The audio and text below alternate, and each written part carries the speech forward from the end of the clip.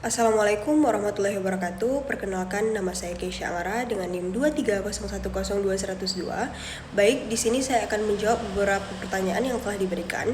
Yang pertama itu ada inferensi tidak langsung dalam hukum positif Indonesia. Nah, inferensi tidak langsung adalah penyimpulan yang tidak bisa langsung dari satu premis saja, tetapi butuh dua ataupun lebih untuk menghasilkan suatu kesimpulan.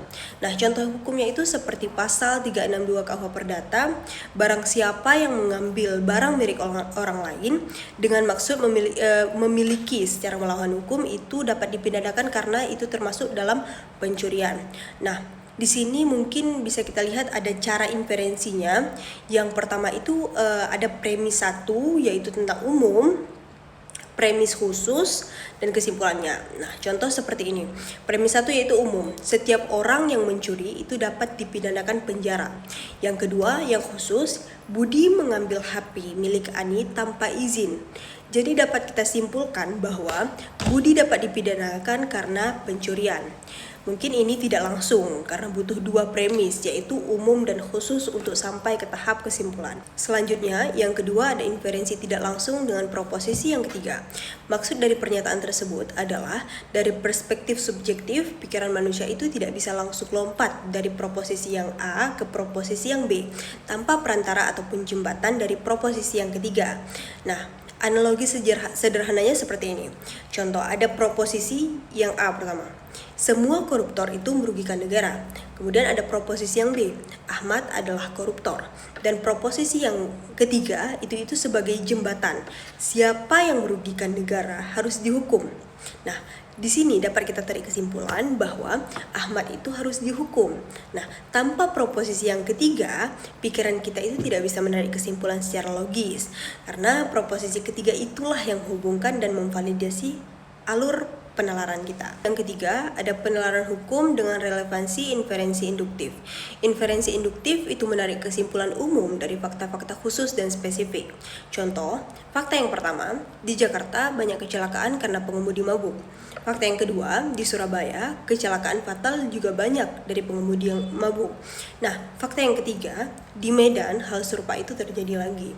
Nah, di sini dapat kita tarik kesimpulan umum induktif, pengemudi dalam pengaruh alkohol itu berbahaya.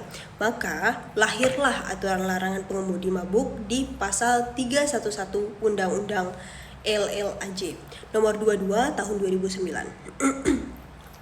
Adapun relevansi induktifnya itu penting dalam pembentukan hukum karena hukum itu sering dibuat berdasarkan fakta-fakta yang terjadi dan berulang-ulang kali di masyarakat, lalu digeneralisasikan menjadi norma. Selanjutnya yang keempat ada al-istiqra' al-maknawi. Nah, al-istiqra' al-maknawi adalah metode induksi maknawi yaitu mengumpulkan banyak dalil umum, khusus, partikular lalu menyatukan menjadi satu kesimpulan hukum yang kuat. Bedanya dengan induksi biasa, bukan hanya satu jenis dalil saja, tetapi semua dalil itu dikumpulkan sekaligus untuk menghasilkan keyakinan hukum yang kuat. Nah, contoh hukumnya itu seperti hukum haramnya riba tidak hanya dari satu ayat saja. Nah, akan tetapi banyak ya contoh seperti Quran surah Al-Baqarah ayat 275 tentang larangan riba. Kemudian ada Quran surah Ali Imran ayat 130 tentang larangan riba berlipat ganda. Kemudian ada hadis Nabi tentang 7 dosa besar termasuk riba. Kemudian ada ijma ulama sepanjang masa. Nah, semua dalil itu dikumpulkan dan menghasilkan kesimpulan bahwa riba itu haram secara mutlak dan pasti. Itulah al-istiqra' al-ma'nawi. Yang kelima ada integrasi perspektif pembaruan sudut pandang. Nah, integrasi perspektif artinya menggabungkan berbagai sudut pandang yang berbeda menjadi satu pemikiran yang utuh dan bulat. Maksud dari pembaruan di sini yaitu bukan menghapus pandangan lama, tetapi menyatukan pandangan-pandangan yang tadinya terpisah menjadi satu kesatuan yang lebih lengkap dan konferensif. Contoh nih, dalam hukum perkawinan di Indonesia, Undang-Undang Nomor 1 Tahun 1974 itu menggabungkan yang pertama itu ada perspektif hukum Islam tentang syarat sah nikah.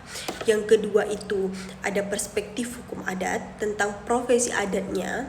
Dan yang ketiga itu ada perspektif hukum negara yaitu pencatatan sipil.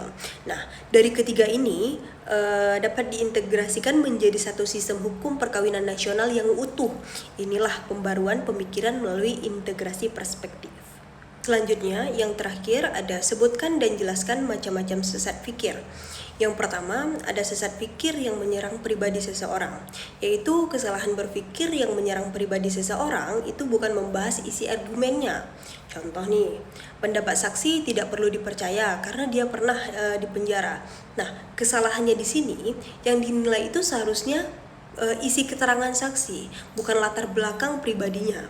Yang kedua, itu ada sesat fikir generalisasi yang terburu-buru, yaitu menarik kesimpulan umum hanya berdasarkan sedikit contoh. Contoh, 2 orang pengacara melakukan pelanggaran, berarti bukan semua pengacara itu tidak jujur. Nah, kesalahan di sini adalah kesimpulannya itu diambil tanpa bukti yang cukup. Yang ketiga, ada sesat fikir yang mengikuti pendapat dan mayoritas, yaitu menganggap semua pendapat itu benar hanya karena dapat dipercaya oleh banyak orang. Contohnya, semua orang mengatakan terdakwa itu bersalah, berarti dia pasti bersalah. Kesalahannya, dalam hukum, seseorang itu dinyatakan bersalah berdasarkan alat bukti dan putusan hakim, bukan karena pendapat masyarakat.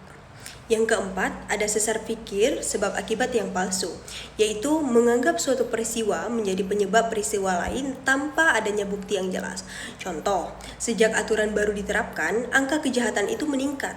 Berarti aturan baru itulah yang menyebabkan kejahatan. Kejahatannya bisa saja ada faktor lain yang menyebabkan peningkatan kejahatan tersebut. Kemudian yang kelima, ada sesat pikir yang berputar-putar, yaitu menggunakan kesimpulan sebagai alasan untuk membuktikan kesimpulan itu sendiri. Contohnya, dia bersalah karena dia memang pelaku kejahatan. Nah, kesalahannya di sini tidak memberikan alasan ataupun bukti yang dapat membuktikan bahwa dia itu benar-benar salah. Mungkin ini saja yang dapat saya sampaikan, lebih dan kurang saya mohon maaf. Saya Keisha Angaram. Assalamualaikum warahmatullahi wabarakatuh.